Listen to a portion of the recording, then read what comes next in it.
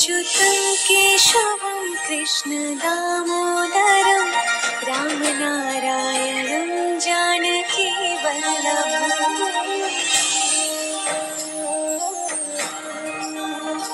अच्युतं केशवं कृष्ण दामोदरं अच्युतं केशवं कृष्ण दामोदरं रामनारायणं जानकी वल्लभम्।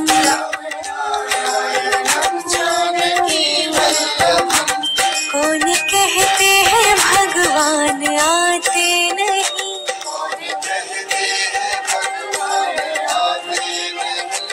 तुम मीरा के जैसे बुलाते नहीं, मीरा के जैसे बुलाते नहीं।